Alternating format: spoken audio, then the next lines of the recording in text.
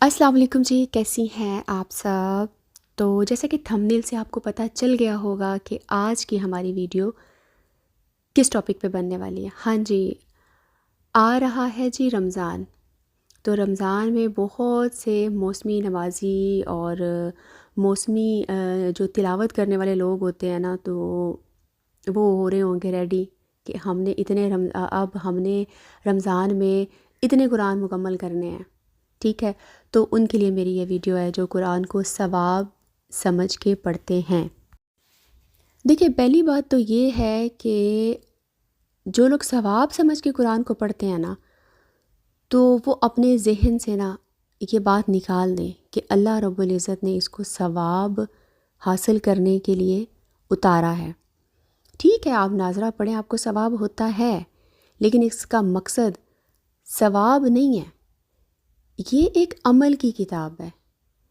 اللہ نے اس کو اس لیے نازل کیا ہے کہ اس کو سمجھا جائے اور اس پہ عمل کیا جائے۔ قرآن کی کوئی بھی آیت لے لو اور قرآن کی آیات کا لے کے ورد کرتے رہو، سمن بکمن عمیون لوگوں کی طرح، اندھے بہرے گنگے لوگوں کی طرح جن کو ان کا مطلب ہی نہیں پتہ، کسی بھی آیت کو لے لو، اس کا ورد کرتے رہو تو آپ کو سکون آ جائے گا۔ ٹھیک ہے، اللہ رب العزت نے فرمایا ہے الا بذکر اللہ تطمئن القلوب، کہ میرے ذکر سے دلوں کو اطمینان پہنچتا ہے۔ ہاں جی، تو وہ کون سا ذکر ہے جس سے دلوں کو اطمینان پہنچتا ہے؟ میں وہ بھی آپ کو سمجھاؤں گی۔ وہ یہ ذکر نہیں ہے جو آپ نے تسبیح لے لی اور اس پہ جو ہے نا وہ کیے گیا۔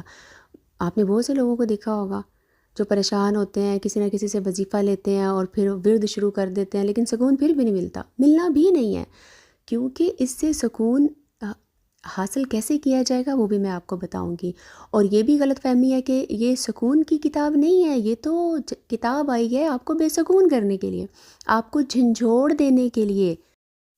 جی، تو جب آپ قرآن کھولیں گے، اس کو سمجھیں گے، تو بہت سی آپ کو ایسی چیزوں کا پتہ چلے گا جو آپ کر رہے ہیں لیکن اللہ نے ان کے کرنے کو حرام قرار دیا ہے۔ تو بتائیں، آپ بے سکون ہوں گے یا نہیں؟ آپ پریشان ہوں گے یا نہیں؟ اگر آپ نے کسی کا حق کھایا ہے اور آپ جب وعید دیکھیں گے کہ کسی کا حق کھانے والوں کے لیے اللہ نے کیسی سزائیں رکھی ہیں، تو کیا وہ سزائیں سن کے کیا وہ آپ کو جھنجھوڑیں گی نہیں؟ بے سکون نہیں کریں گی؟ کریں گی۔ اور سکون آپ کو تب تک نہیں آئے گا جب تک آپ حقدار کو اس کا حق نہیں دے دیں گے، جب تک آپ اپنے اندر سے وہ عادات ختم نہیں کر لیں گے جو اللہ رب العزت کو ناپسند ہیں۔ ہاں، ایک اور اہم بات، یہ کتاب سمجھ کے بے سکون صرف وہ لوگ ہوں گے، صرف وہ لوگ جھنجھوڑے جائیں گے جن کے ضمیر تھوڑے سے بھی زندہ ہوں گے۔ جن کے ضمیر ہی زندہ نہیں ہے تو پھر یہ کتاب بھی ان کا کچھ نہیں بگاڑ سکتی، ان کا پھر اللہ ہی حافظ ہے۔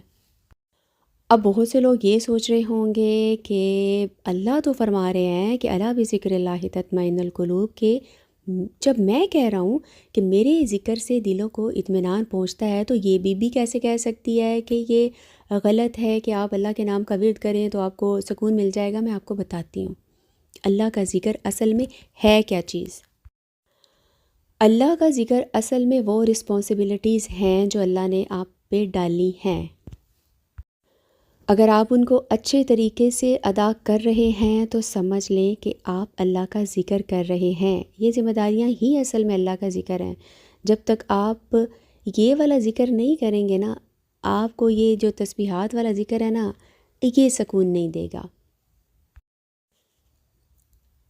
اللہ نے جو حقوق رکھے ہیں بندوں کے بندوں پر، جب تک آپ وہ ادا نہیں کریں گے، آپ خالی قرآن پڑھ کے سکون حاصل نہیں کر سکتے ہیں۔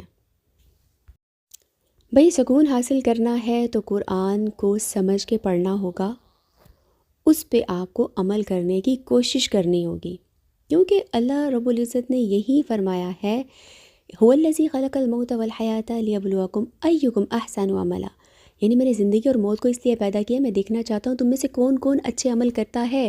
اللہ رب العزت نے یہ نہیں فرمایا جیسے دنیا میں ہوتا ہے نا کہ پیپر میں 33 نمبر والا پاس ہے، اللہ نے یہ نہیں کہا۔ اللہ نے کہا میں نے صرف کوشش دیکھنی ہے، ہمیں صرف کوشش کرنی ہے۔ یہ نہیں ہے کہ ہم 99 نمبرز آئیں گے تو ہم پاس ہوں گے، 50 آئیں گے تو پاس ہوں گے، یہ تو اللہ کا فضل ہے، جس کو چاہے اللہ بخشے۔ اللہ نے صرف آپ کی نیت دیکھنی ہے، تو کوشش کریں قرآن کو سمجھنے کی اور اپنی نیت کو خالص کرنے کی۔